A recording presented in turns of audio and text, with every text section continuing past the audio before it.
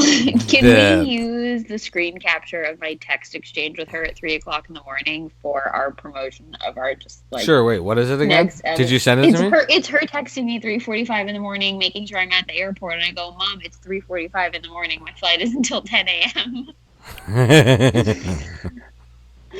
And then she goes, don't call the house because it's so early in Philadelphia. She doesn't want me to call the house. And I'm like, what time do you think it is here?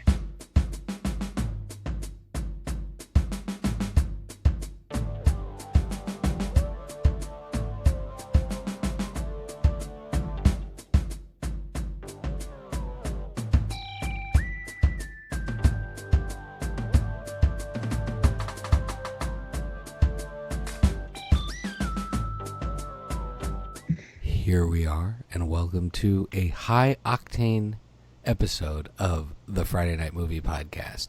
Because this week, we're going to talk about some of my adventures on the highway on I-95. But first, my sisters, Lily and Becky, are here. Octane. High-octane, you get it? It'll be funny. It'll make sense eventually. Lily, you are in the... I feel like if you have to say it will be funny, you're barking up the wrong tree. Everyone, start laughing now. Lily, how are you? I'm very good. I'm doing all right. You are in the Canary Islands? You're very good. Every time I hear from you, you're at a different, gorgeous resort hotel with its own private water park. Yeah. Becky, they're very tired. They had 3 days of work in Spain. They needed some time off. No. They had 3 days where they weren't supposed to be working, but they checked in at work, and they were so exhausted they needed to go away to a hotel for the weekend. From their regular life, that's a vacation. Exactly. I mean, look, it's the price you have to pay to live so far. That's, I wasn't with you guys this weekend, and you guys were together, and you're going to be together this week, so I had to we're actually vacation. Not. It's just going to be me and Rocket hanging out. I'm pretty sure my older daughter, weighed in on what she thinks of your professional situation, right, Lily? What did she say? I was having a lengthy conversation with her. Apparently, when they're at awesome. Shy and his wife's house, their parents' their home, there's no time to talk to aunts. I never get to talk to them. And then all of a sudden, they go hang out at their grandparents' house for a week, and they're very chatty. They're just hanging out, taking calls. And so this was actually a big milestone week because this is the first time they went away from us and actually spoke to us on the phone in conversation. So this was actually a big development in this last week, and they started enjoying it. You'd call to say good morning, and then they just chit chat on the phone with you for a while. Oh yeah, there was lots of chit chat. And so we were FaceTiming, and your eldest says to me, first she starts interrogating me on why my 3-year-old doesn't know how to do math, even though 1 + 1 is easy. And I was trying to explain that he can barely put his shoes on. Oh, I thought you were going to say the metric system. No. I mean, that's a whole other thing. Anyways, and then she goes, where's Tio Jose, my husband, her uncle? And I was like, well, he's at work. And she's like, at the gym? And I go, yeah. And she's like, is that his only job? And she said it in that tone. And I was like, well, he has 3 gyms. She's like, oh. Okay, fine.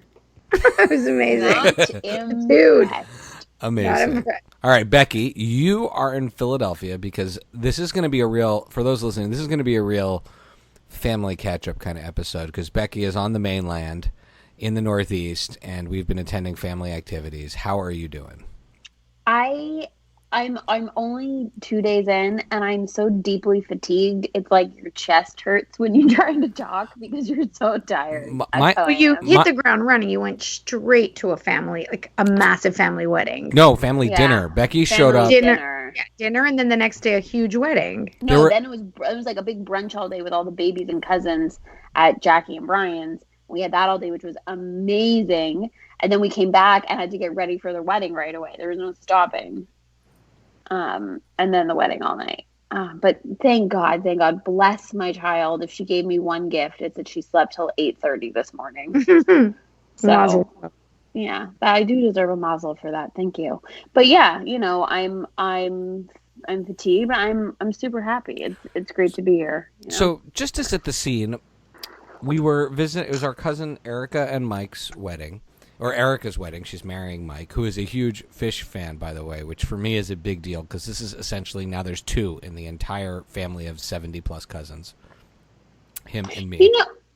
Congratulations. I would like to talk about one thing. His love for Fish was mentioned in a couple of speeches. And I believe there is this sort of there's this association with people who are what are they called? Fish heads? Fishers? Fishies? What do you refer to yourselves?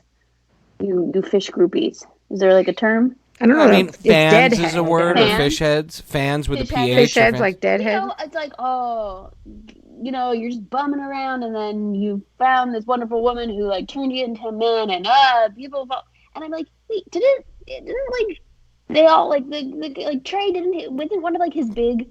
The whole like Lizard album, like a PhD album or something. Not like, a PhD. It was his thesis for. It was his thesis for art school. And I'm like, I feel like Fish is like a little bit misunderstood. That it's far more intellectual than people realize. And it's not. It's about a lot of drugs and festivals. That is not true. No, that is not has true. Wonderful musicianship, but you cannot say the lyrics are in any way a PhD. No, but it is misunderstood, and I was a little bit like. Were you offended? You felt like you not? I wanted to stand up. It's not the same. It's not the same sort of like American outlaw vagrant culture of the Dead, which is also wonderful. Fish is a little bit more like suburban with college degrees kind of crowd. Yes.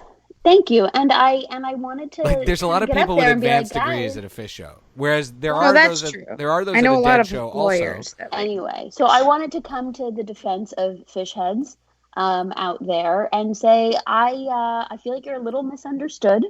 I don't understand you that well, but better than the general population. And the band played Shakedown Street, which is I know a Grateful Dead song, but it was still really fun. That is a great song. That's a great party song. That should be played at more weddings. Party with that. Well, one of the things we had to do was drive from Philadelphia all the way to Berkeley, New Jersey, Becky, by the way. That's kind of cool. And we split up into 2 cars. Considering that Becky lives technically in Albany. I know, that's weird. I know, in Albany, California. And I came to Berkeley, New Jersey. The scene is we split up into 2 cars. Mom and Allie and the girls in one car, and they were dropping off Rocket at somebody's house to be taken care of. And then Dad and I followed up from behind, and we were driving Mom and Dad's car. And apparently, although I was not really truly paying attention to this, Mom told Dad to gas up the Buick before we left Philadelphia. No, what's weird is like if I go to Mom and Dad's and I'm going to go to Whole Foods, which is maybe like you could spit from their apartment and you'd hit it. But like if I'm going to drive there to pick up groceries or something, Dad makes sure the car's gassed up before I go. Right. He'll like take it to get gas and be like, I want to make sure you have gas. Absolutely. So like, even if I heard that. He is so good about keeping a tank full. So this is our parents' fault for cuddling us too much. So Dad and I are driving. So we only have them to blame. We're having this like deep father and son conversation. And then as the conversation is sort of just turning... You keep piling on the excuses for how you didn't notice the tank was low. So as we're turning to talk about the Eagles and we're getting really excited to talk about Philadelphia's football team, I feel the car go... Now, because I have been in a car that has run out of gas before, I knew what this felt like. Who is driving that car? Don't you get like a light or a single or a I did ping? not. There was maybe a light at one point. But you're playing chicken with the gauge because aren't you always like, come on, there's a little more. Well, but I wasn't even looking. Nobody really runs out of gas. They're just there's a quarter of a tank left. I always hearing that. I was not looking at the gauge. Plus, we FaceTimed with Lily for like half of the drive. Well, that was your fault because Becky said put on a podcast when you're in the car with Dad and you can like listen to a podcast together. And then you just called me and I was your podcast. You were a great podcast and it was so much fun. Anyways, so the car goes the car goes and I just leaned to Dad and I said, Dad, we just ran out of gas. Because I looked at the gauge and suddenly I saw that it said fuel low. But that's all. There was no red lights. There was no dinging. It's a very polite car. Anyways, so we pull over on the Garden State Parkway. And we car sounds like a bit of a dick, if you ask me. Yeah, I feel like. And by coincidence, Dad calls Mom to tell her. I was like, don't tell them. because I can't. We have to live here now on the side of the road. I cannot admit this to anyone. Well, we have to call an Uber. How many times Allie and I are driving on the highway in particular, and we start to get the gas low, and I'm like, no, we got time. And Allie's like, gas up the car now. And I'm like, no, we got time. And we've never run out of gas together. I ran out of gas before I met Allie. That was the last time. Anyway, so I'm like, Dad, please don't call Mom. Exactly like that. I said, we're just going to have to get a tent. We're going to just live here. Live here forever. Anyways. There's enough provisions. Mom stopped and picked up a gas tank, and they pulled up behind us, and then Dad gassed up the car. I thought you were going to say Mom drove up behind you, had to siphon the gas out of her car. No. If there is anyone I would call when running out of gas, any sort of travel kerfuffle, Mom is the only person I would call. Well, so Mom brought it. Before that, though, Dad did ask me to put the car in neutral, and got out into the back and pushed the car in further off to the side of the road. And people have asked. Either way, dangerous. I was not getting out of the car, but I did take some pictures for safety purposes. So we have some pictures, but we will not be posting those. The other thing that happens is we get to the hotel, and as we are getting to the hotel, Mom is hovering around and she comes up with me to the front desk of this hotel. Now, Becky, when you saw me at dinner later that night, what was the first thing you remembered about the hotel reservations and my conversations with Mom? I very distinctly remember your conversation with Mom going like this. Mom, we might have to bring the dog. If we bring the dog, we're switching hotels. But don't worry, because I have made all of my own hotel reservations, and I don't want you messing with my reservations. So no matter what you do not call the hotel. Tell me she booked you change 2 rooms. My reservation. She booked you a responsible room, adult. or she canceled your room. You either had 2 rooms or you had no rooms, but you did not have 1 room in the story. My prediction. So just as we're pulling into check-in, she goes, "Don't worry, I canceled your room." And I looked at her. So you had no room, exactly. So I looked at her, and remember, I have just come from driving with the gas in the car, so it's just a little bit wired. And I turned to this poor kid behind the desk at the hotel. I rarely get edgy about service except in a hotel. And I look at this poor kid, and I said, "Me too. I said, I want to be one of those secret guests." I said, if you let this person, this person cancel my hotel reservation without my permission, I said, you're going to be in trouble. I raised my voice.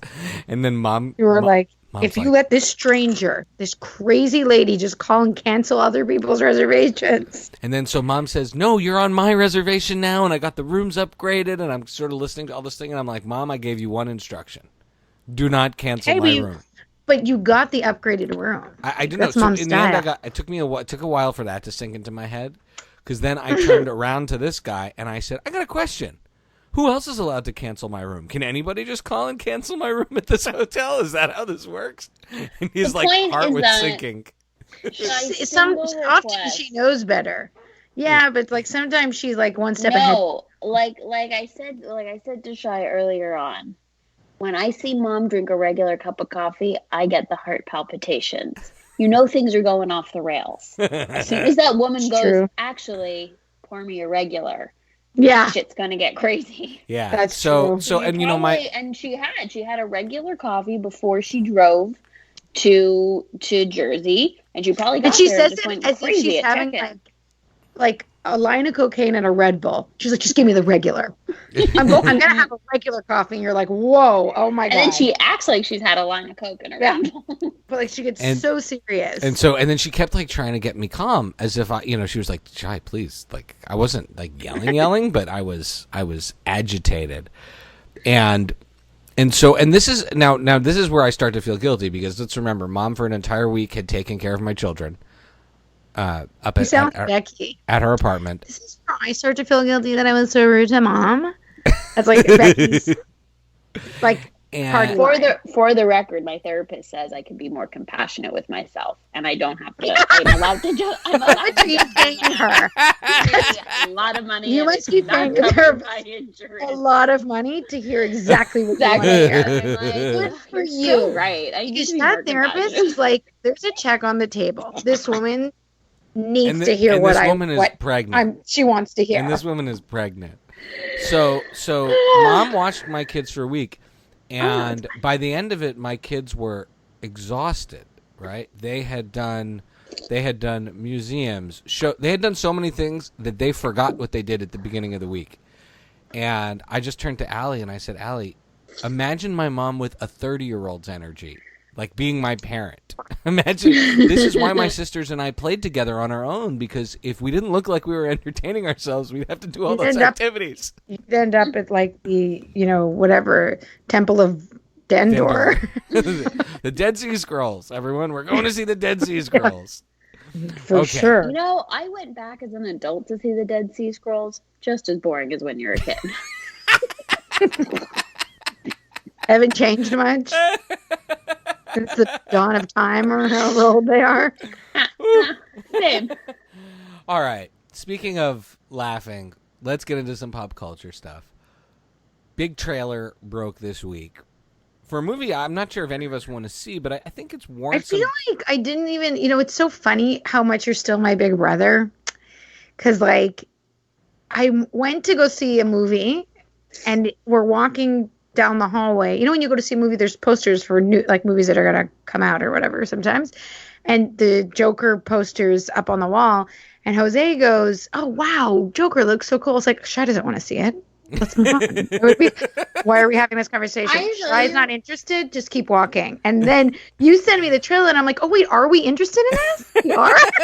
I'm like, "How old are you? Think for yourself." I'm more interested in talking about the new Little Women that's coming out than I am in the new Joker movie. Honestly, we can do that, but let's start with the Joker. So first of all, have you seen the cast? Greta Gerwig is directing it. Lily, 100%. I don't want to see this movie, but the new Joker trailer came out, starring Joaquin Phoenix as the Joker, being a sort of sad, crazy man who gets mistreated. And what I want to know specifically, other than reactions, are Lily and Becky, but I know this is especially a Lily thing. What questions do you have about a Joker solo movie starring Joaquin Phoenix? Well, I just... Okay. You can answer for me, Becky, if you'd like. No, I just have to go. I'll save my reaction. Go. I forget the question you just asked, but what are your questions about the movie? I would say that I immediately wanted to know if which was such a stupid question. I was like, are there origin stories out there about him? Which there's origin stories about everyone. I'm surprised there's not like an Alfred comic like somewhere being created. They're making an Alfred TV show. They're making an Alfred TV show. There you go. So like when I asked you that, you're like, there's a mythology. Like there's an entire Joker mythology. There's a lot of different Joker backstories. Like, what stresses me out then is that I'm like, well, I want to know where this is coming from.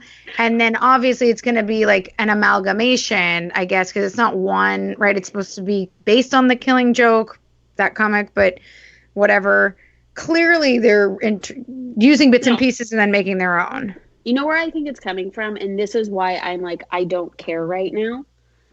Tell us. Or I don't care about this movie. Is I feel like it's coming from this obsession that we have culturally with true crime, serial killers, origin stories, backstories, how to make a murderer, mind hunter, all this stuff. And they're like, you know what we should do? We should explain his messed up childhood to people and his like weird relationship with his mom. And like, I don't actually know if that's what it's about, but I feel that's what it is. And the reason I and that very specifically makes me not care because it's just getting on the bandwagon. Like a regurgitation. Right. But it's also on the bandwagon of like Maleficent and every every big villain. No, but I feel like it's very specifically trying to turn the Joker into a true crime movie with that kind of sensationalization that's actually a better and getting inside the mind of the I feel like that's serial that killer. makes me want to see it more. than my feeling of, well, you're gonna try and make somebody I'm gonna sit through a 2.5 hour movie of someone that ultimately is completely despicable and unredeemable, regardless of what happened to them. Right. Like, and has mental illness, and clearly they're tying it to mental illness, so it's almost like even worse. It's like he didn't get the help he needs, and then he becomes a horrible killer, and then I'm just sort of like, he's awful. And to me, Joaquin Phoenix is a brilliant actor. His mom didn't treat him well until Morgan scorned him, and now he's a serial killer. And now he has mental. So here's my take on that. This particular telling of the Joker, there's a little bit rooted in this comic book series from the 80s called The Killing Joke. They recently made an animated movie. And in this one, he's a failed comedian who gets... Sorry, in The Killing Joke, he's a failed comedian who gets pulled to pull a crime, and while he's out killing the crime, his whole family gets murdered, and he gets dropped in a vat of acid. It sort of pushes that... And for me, well, this doesn't seem like they do the vat of acid thing. That's more interesting. No, it doesn't look like they're going to do that. For me, I'm not super interested in the Joker as not a villain. I don't like the Joker. To me, is Batman's most evil villain. Is exactly what I'm saying. Exactly, and I'm with Becky 100%. He's Batman's most evil villain, and it's almost as if this isn't really an origin story. What is the point of a story about the Joker, an origin story of the Joker, if it is not in the context of Batman? And maybe it will have context. Well, yeah, I mean, Bruce Wayne is in Bruce Wayne is in both trailers. His dad is in, as a child. I guess I'm not paying attention. I don't know. His dad is in it, and I was reading something that hypothesizes that they're going to change the story again, and he's going to kill Martha and John Wayne, or whatever the dad's name is. John Wayne, Thomas Wayne, John Wayne. Becky. I got Martha at least. What'd you say? I got Martha. At least. Well, if there's a 100% chance that the mothers of Batman and Superman are both named Martha. Right. And so, like, I read that they're gonna, because you can see them. Like, he's in like the second trailer, and the final trailer they show like a theater, and in the glass window of like behind the Joker, you can see Thomas Wayne and a little boy Bruce going into. And so. This person was hypothesizing that he's going to be the one that kills him, and that's going to create Batman. He's going to create Batman. Well, that version of the story, which was first done in the 1989 Batman with the Tim Burton Batman, although it's not a crazy person, he's a murderous sociopath who knows a lot about chemistry for some reason. Jack Napier, played by Jack Nicholson, that he is also the one who killed Thomas Wayne. I always like that. I like the Joker and Batman being intertwined that way. But if you want to truly have a totally crazy Joker origin that is almost like they leave you guessing as to whether or not it is even the Joker, Cameron Monaghan Monaghan. How do you pronounce it? Monaghan? I think it's Monaghan. I thought it was Monaghan from Shameless plays this character Jerome on Gotham. You know, Gotham is like the prequel. It's a prequel to Batman.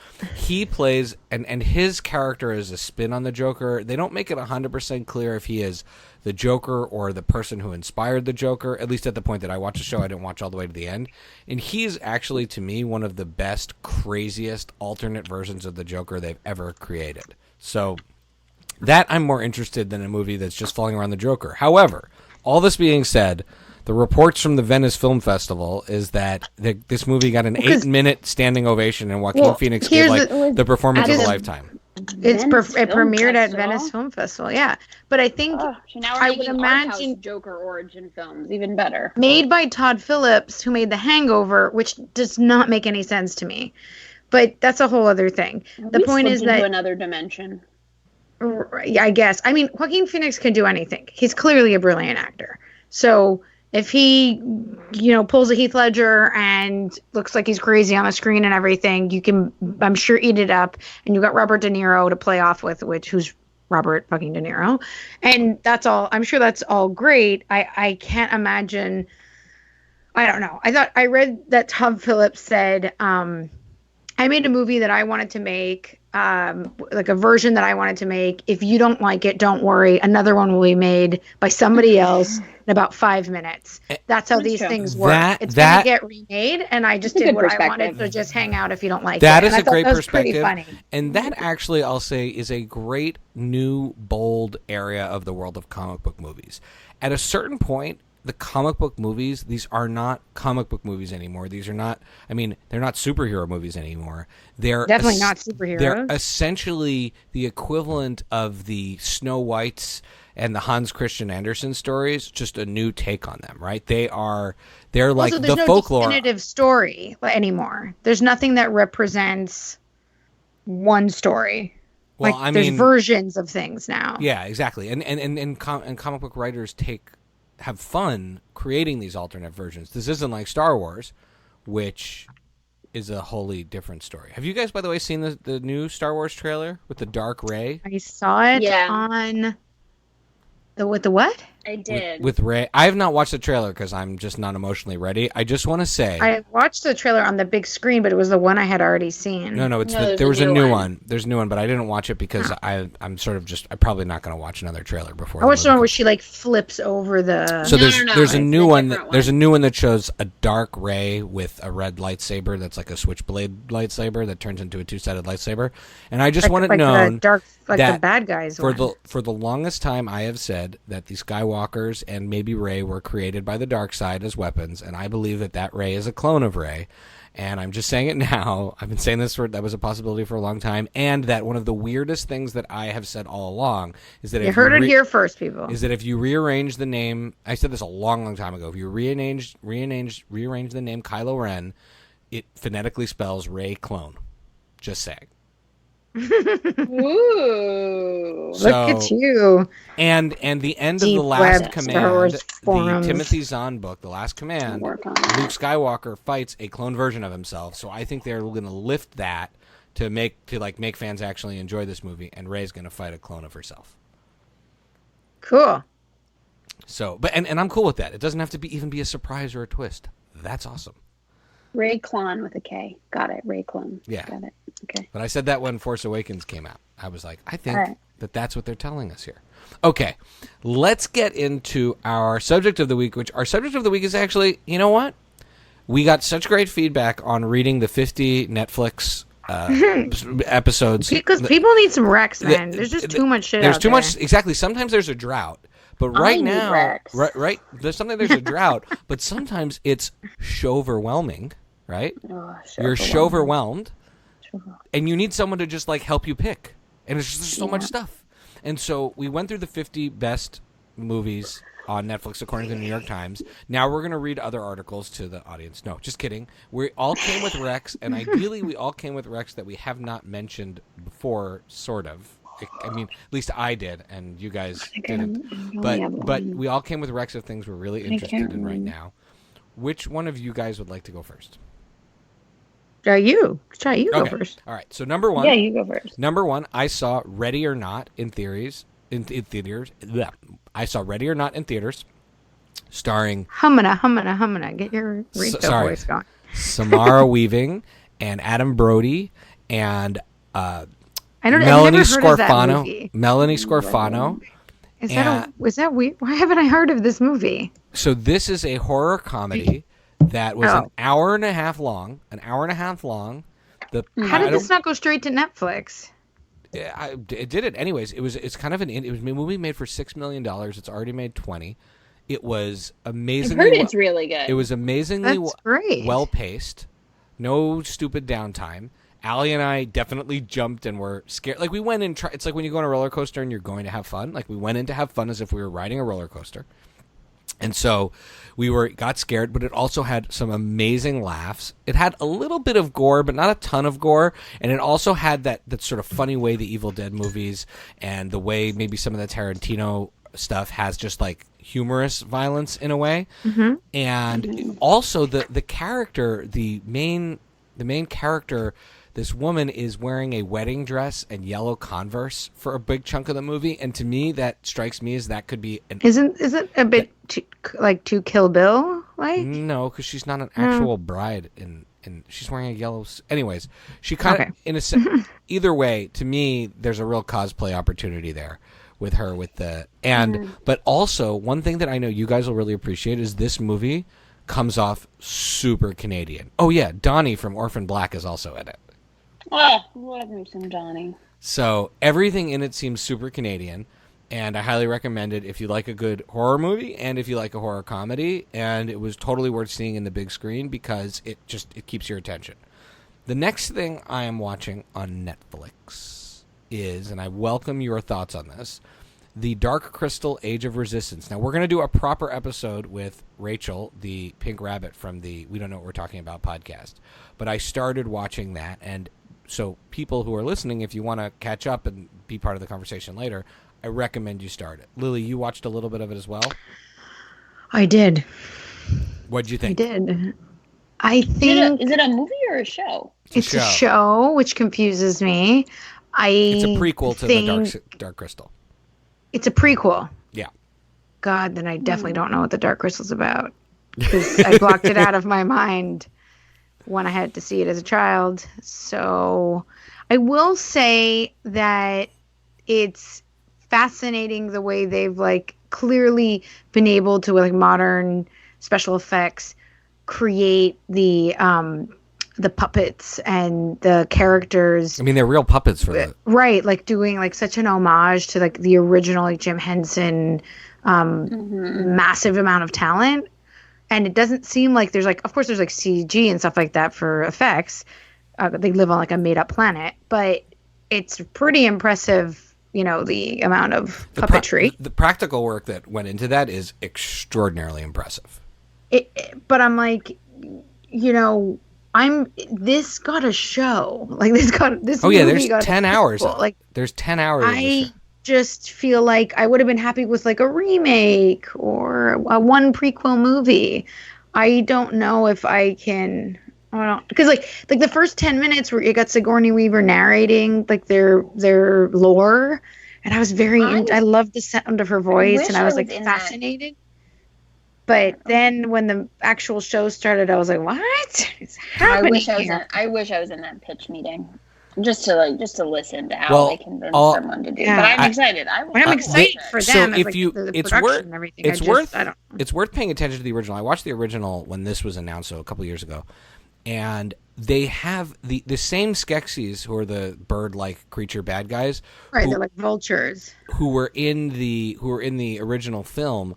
Are also in this movie. I don't know if all of them are exactly the same, but there are characters that are absolutely the same. And so there's one or two that are really iconic that I remember that are represented in this film. So you're seeing their backstory that I think is really interesting. And then, of course, you have, as one of the Skeksis, Mark Hamill. And you know me, if Mark Hamill's voicing a creature or in it, I'm on board, and he's fantastic. Yeah. But it is a little bit jarring to see a show that is essentially a puppet show.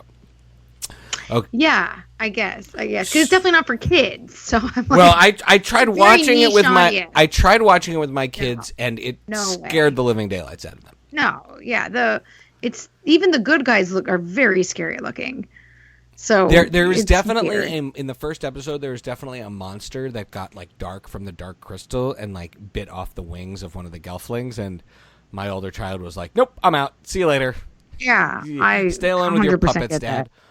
So then, Beck, do you have anything? Did you weigh in on this at all? Did you want to see this show? I feel like Beck definitely skipped this. Sorry, I need a minute. Mom and I are obviously figuring out some air travel at the moment. Of course. Mom's booking flights. She said, "Are you taping the podcast? I'm gonna book some flights." No. I just normally I'd give you shit and be like, "Becky, put yourself on mute and send a text being like, I have to step out. You don't need to tell us." But actually, this is perfection. That Becky has interrupted us to tell us that now Mom needs air travel. Amazing. She's gonna be so mad when she hears this episode. All right. Episode so this is one. This is one for you and Jose Lil, because Netflix has a new show called Wu Assassins, starring Iko Uwais. I heard about that, but I don't know if our Netflix gets it. I have to check if it's Netflix original, right? It's Netflix original, and it's one of these. It's played by starring the guy who was in the Raid Redemption, who's like one of the coolest martial artists. Maybe we'll start it tonight. Well, I have not even finished the first episode. It was really, I mean, the acting in it is terrible. You're not selling it very well. And the story's kind of neat. It reminded me a little bit of Bulletproof Monk. Guy gets an amulet that imbibes him with the power. Like, I have a great show to recommend for you. The acting's terrible. I couldn't finish the episode. The story's so. But here's the part that I was turning on the show. I was watching it to watch the martial arts because everything I've ever seen this guy do has been incredible. And it's like, I never watched the Netflix show, the Dragon, what is it called? The Iron Fist, the one that basically killed the Marvel Netflix universe. And I think it's like Netflix is like not capable of doing great. Like, they took one of the greatest martial arts that's making movies right now, and the martial arts scenes look goofy. I want you guys to watch and weigh in with it, just to have Jose weigh in. If you compare it to the brutality and the inventiveness of the raid movies, this was just like schlocky. And what bums me out is that you had a show like Into the Badlands, which recently just ended on AMC, which no one knew how to watch, had incredible fight choreography by comparison. So I'm going to go back to Wu Assassins and I'll update people, but I was amazed at how little a movie that was clearly made for someone like me who loves kung fu movies, who loves the old ones, who loves the new ones, and with one of my favorite actors, was just like a meh. But then last but not least, Amazon, Good Omens with Michael Sheen and David Tennant. Good Omens. I love a good supernatural, devil, angel, earth type story. I mean, those actors are so great. Tennant, I'll follow that guy anywhere. Michael Sheen, yeah. So I watched the first. Tennant, he's so good. I watched it like half an episode, but Allie made me turn it off, and she. But she loves Tennant too. She had just done The Boys, and I feel like I had worn out my welcome on weird Amazon programming. But I immediately loved it, and I actually read like the beginning of the book, and I know what it's about, and it's a very cool story. That's more book. That's more book than you've read in a long time. The beginning of a book, like a forward or a prologue. What do you mean the beginning? Like half of the first chapter. So good for you.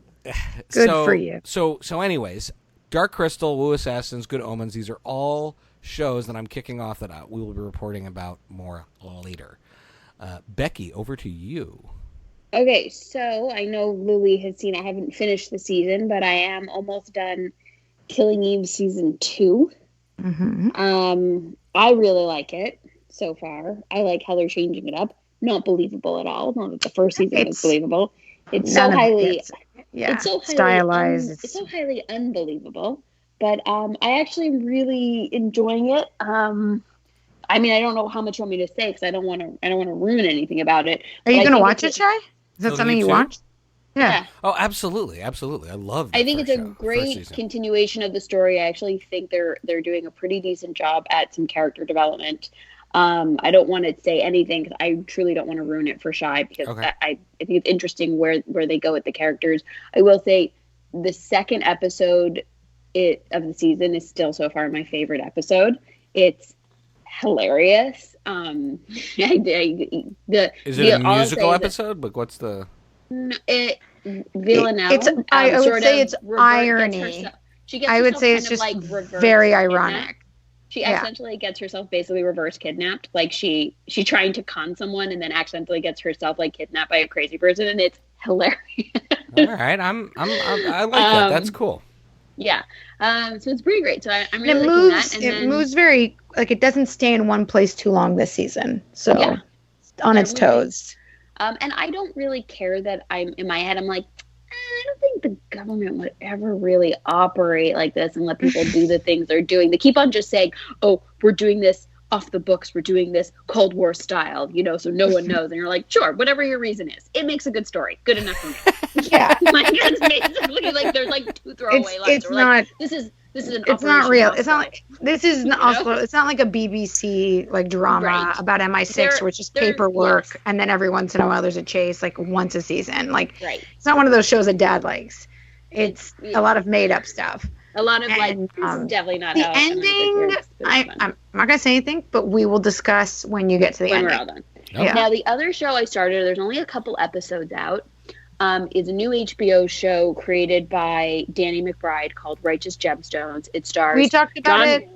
Oh, it was Shy and I that talked about it on the phone. Yeah, Lily, you're just remembering random comments. So I want to get into this for a second. Go ahead, give us your pitch on this and like why you want to see it. Danny McBride, Adam Devine. Okay, have you even seen it yet? Because I'm the one that saw it. Adam Devine, John Goodman, and I feel badly. I don't remember the name of the female lead that's in the show, but she's from Vice Principals. She is fantastic. She is so funny, and it's about a family that runs a mega church. They're a family of ministers, and the facade that they put up of being good people versus who they are underneath and their own very messed up, demented values, and that relationship between that reality of what they're like underneath, and obviously them having to deal with all sorts of chaos and problems. It's if you like Danny McBride and his brand of comedy, which to me is really based in bickering, is how do you take bickering and elevate it into something that's like so funny it makes you pee your pants. If you find that funny, I find that funny because I come from a family that loves each other deeply and bickers very hard, and so I think he really hits that nail on the head of a family that loves each other and is committed to each other, but they're so mean to each other. So I found the first episode to be too long. It's an hour. I don't know why they did that. But then the next episode was a half an hour, and or the next couple episodes, and perfect. So for me, I like it. It's a very specific type of Danny McBride humor. And I think it's really funny. And I predict it will only get better. But I know that his comedy, I loved Vice Principals. I mean, so there's that. So where I'm at, so I love Danny McBride, but I love him, I think, mostly in other people's stuff, like in Tropic Thunder. And I love his movie The Foot Fist Way, but I like Vice Principals, Eastbound and Down. Those were like one joke shows for me, and I had to turn them off. So it makes me sad because I love him, but I'm not sure I love the stuff where he is the main person running it. Because it's a family dynamic and he has evolved, I think, enough as a showrunner. I would recommend watching the first 2 episodes. Again, I found the first episode a bit slow. Oh, you have Dermot Mulrooney is in it as like a side character. And Adam Devine. What's his name? Adam Devine. What's his name from I love that a kid that's in Santa Clarita Diet that plays the neighbor. Skylar Gisondo. But he's also in it. He's great. There's some really good. And you were talking about before Eddie Patterson.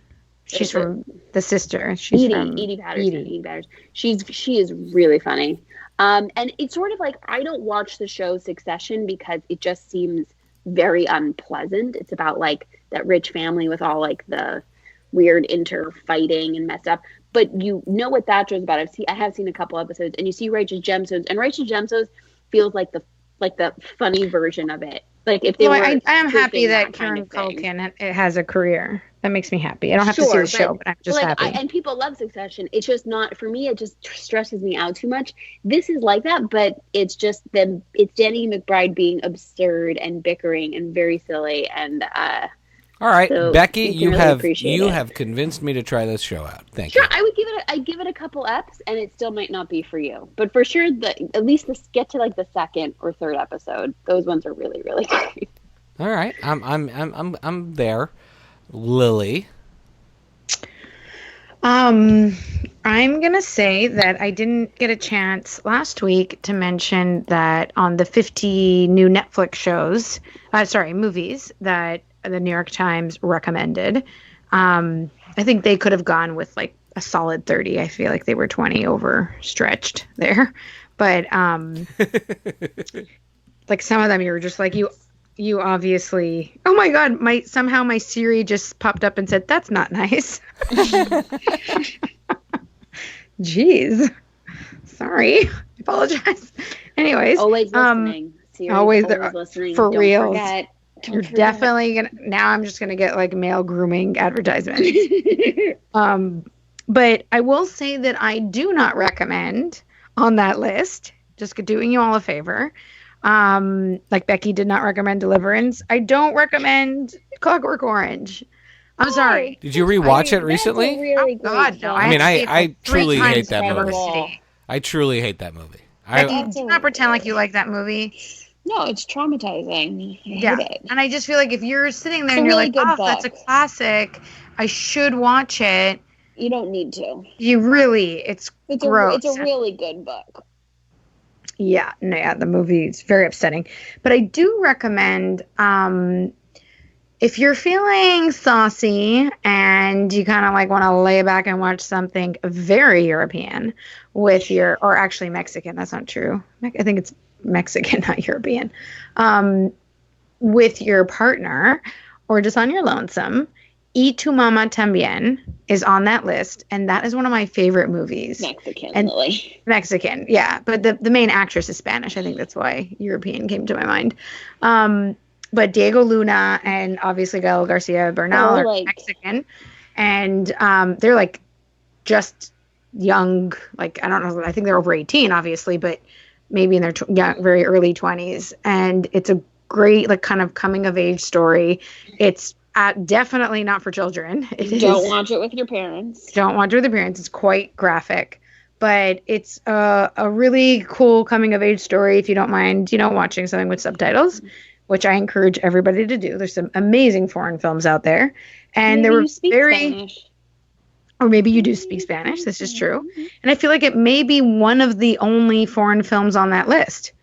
So I definitely give that movie 2 thumbs up. It might not be something people are aware of. Hey, Shai, you know how like documentaries are the movies of books? Or the books of movies, books whatever? Of movies, yeah. Now, are foreign films like the newspapers of movies? How would you describe that? Like, what's that relationship like? No, because don't say the homework. No, I'm not against. See, I don't feel the same way about.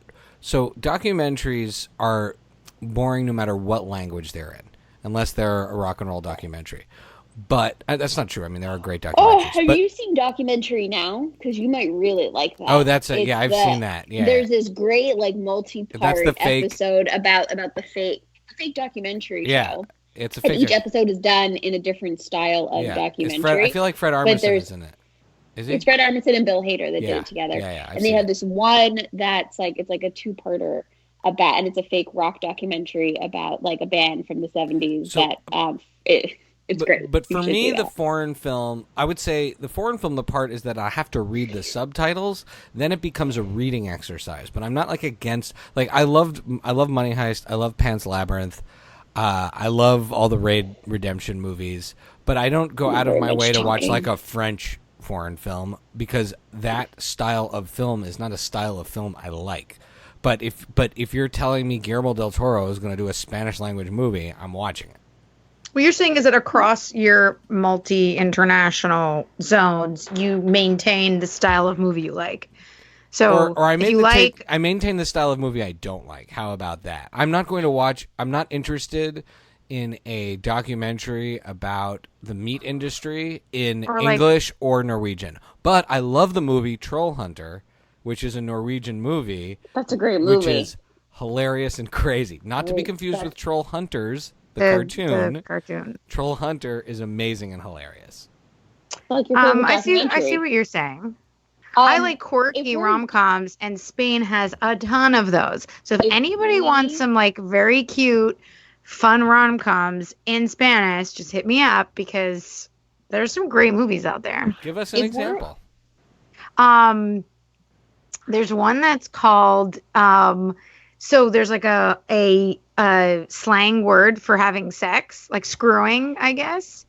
It's maybe like something like that. It's like a slang word in Spanish, and that's the title of the movie. It's like it would be like screwing. That's how you make love, or something like that. And it's just about screwing up love. No, it's like it's just the word. It's just like a title that's just like a slang word for having sex, and then it's just all these hilarious different people that know each other. One of those movies that like the stories cross and they accidentally are all connected, and they're just really funny, like hijinks and sex and romance, and that's a really fun movie. And then there's like, but you don't know a title for us to find it. It's on my Netflix. I don't know if it's on your guys' Netflix, but it's called Kiki. Kiki is like having sex in Spanish. All right. If we're done with Rex. I didn't get to say mine because Shy interrupted and then you interrupted. So. Oh my God, Lily, you still haven't done yours yet? I haven't even said anything. I just said "Y tu mamá también," and you guys have been talking for 10 minutes. I haven't even said anything. Oh my God, just do them quickly. It's getting. I mean, I'm just saying. Guys, you can go back and listen to the tape. You both interrupted me. Go ahead. With Troll Hunt. Go ahead. Let's hear your. Mindhunter. I recommend it. Watch it. Great. There. Yeah, we almost started Mindhunter season 2 last night, but it was too late. We weren't going to stay awake. But so I thought that Mindhunter season 1 was good until the last episode or two. So tell me why I should get back in and watch the show. I can't because you need to like buckle up and like not have an anxiety attack. Like it's up to you. Is it more serial killers or is it more? Yeah. What I didn't like was the fake drama of the last 2 episodes. I would say that like there is a lot of drama. But they move away. Holden's character is not the center of that drama. So, like, it's brought up and stuff like that. And it's interesting to see how, like, somebody who clearly has anxiety, it's woven through the season. But that's not, like, it's not about him, like, having a nervous breakdown in every episode. That's not what it's about. It's about other types of drama. Like, Bill's character has, like, some drama that comes through in the show. You see more of Wendy's personal life. Which is a bit like, for me, I'm just sort of like, okay, fine, that's great. But I could move that along a bit. The point is that a lot of murder, a lot of serial killers, it's all true. Let's put that into quotes, of course. But, you know, Holden's based on a real person, who wrote the book. Charlize Theron read his book, the actress. She brought it to David Fincher. They made the show together. And they take so many liberties, so it's not, you know, this guy Douglas's actual story word for word, but is based on him and this unit back in the day. And so I would say the season hits big. If you've read anything about it, you got Son of Sam and Charles Manson. Those are big hitters. In my mind, I'm like, I guess there's a lot of serial killers because who are they going to interview in season 3? You know, those are like very famous ones. It kind of is also interesting the way, like, I just saw Once Upon a Time in Hollywood, which, by the way, I do recommend that movie. That is a great rec if you've got 3 hours to see and enjoy some Tarantino. I can't wait to discuss that with you guys on a future ep. And, then there's like a very intense episode with Manson as well. So it's, with the same actor, by the way. I was going to say... The same actor who plays him I said to Jose, we're watching it, and I was like, how many fucking guys look exactly like Charles Manson? Same actor. I mean, uncanny. That could just... He's, pigeonholing himself. We'll see what happens in 2 years from now. Good luck taking that one. But I not getting a romantic lead anytime soon. I will say that they do a great job in this season of like the unit is taking, all right, it's doing its thing, what they're supposed to do, but there are crimes that are being committed currently that they're asked to help on, right? Like that happened a bit in season 1 and they really flesh that out. So like there's a simultaneous work at end that you're very busy watching. Do you know what I mean? Where one could be a bit boring at times, I was like not bored. So it seems that they're capitalizing on the things that were maybe best about that first season and giving you more of those best things. I hope that somebody in the writer's room was like, nobody cares if Holden has a girlfriend. Where are the bad guys? Like, just want to see him interview serial killers. Dumping her was the best part of that season because it was. Yeah, she's the worst part. Maybe he'll eventually get a love interest, but it's really, there's a lot. And I think they try to balance it with some other stuff because it's very heavy. But again, I cannot convince you. If you've got the stomach to watch this, where the crimes are based on true things, if you Google any of it, they really keep it factual. So it's intense. Not like the Joker movie. Right. Like if you Google any of the serial killers, any of the things that are going on, they really try to keep it as close to the era.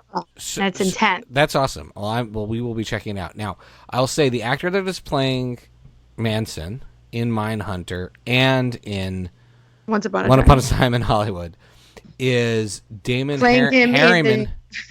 It's Damon Harriman, who was in Justified. He played Dewey Crow on Justified. So he's been around. He's done some serious acting. All right. Well, with good makeup on him. Well, with that, shout-outs? Anyone got any shout-outs? Yeah, actually. Although it's not so much a shout-out as it pains me to say 2 weeks in a row, and I told you so. Ooh, I love it. Are you ready? Mm-hmm. Shy. Yes. I bestow on you. I told you so. Schitt's Creek. Aladdin. Oh. It's so good. It's so good. Right? So good. I watched When did you watch the remake? Last Thursday night, Vlad went out after work with his team. They all went out to do like this sketching thing that they do because they're, they draw stuff. And I was home alone and I was like, well, what's a movie that Vlad will never watch with me? The new Aladdin. Right? I had the best time. I had the best night. So what was your favorite part? What was your favorite part? Okay, first of all, I found Aladdin to be incredibly charming. And I absolutely loved his chemistry with Jasmine. I thought that was so good. I don't know. There were so many great parts. I really did love the A Whole New World song. I thought it was I just thought it warmed my heart. All the songs that were redone from the movie, from like the original cartoon, I thought were so charming and sweet and lovely, and like how the I Will would Smith's isms that he like puts in. Like it's his great. Will Smith props. does his own genie spin, and I think the way they freshened up the story to make certain things make more sense and give her a better part were really smart. Like the way that they rewrote it. Naomi Scott is awesome, and she's going to be in the new Charlie's Angels. Yeah, I'm on board. I like the little story rewrites they did to make it just a bit of a better story, a fun. Right. This is one where improvements were welcome. Yes. It's not like they were needed, but all the improvements were good improvements. Which makes me annoyed about The Lion King. That like they couldn't, I think because The Lion King is so preserved, it's like so people are so obsessed with it or whatever, they can't touch it. But Aladdin people are like, yeah, whatever. Maybe I have to go take care of my kid. There's a lot of banging of doors going on by our parents. So, all right. Becky, where can people follow you?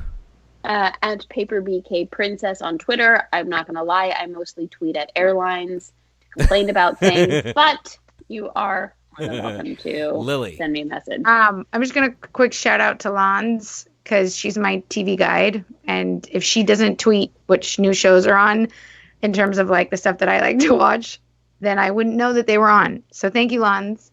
I follow you exclusively for TV recommendations. And Lons can be followed at PK Prime 12 on Twitter, she's the best. If anyone else wants her. Just kidding. I follow you because you're my secret best friend, but not so secret, even though I've never met you. I love you. You guys would love each other, yeah. And Becky's saying that because she just hangs out with her all the time. Rub it in. All the time. We live in California. You can follow me, Chi K Gomez, on the Twitter. And I tweet, so you do. Watch out. And you can follow me at Pancake, the number 4 table, Pancake 4 table, on Twitter and Instagram. All of the Friday Night Movie shenanigans at Fry Night Movie on Twitter and Instagram. And with that, the music, our theme song by What Does It Eat will kick in. And I wish you all a wonderful day. Love you. Bye. Bye. Love you. Bye. Bye.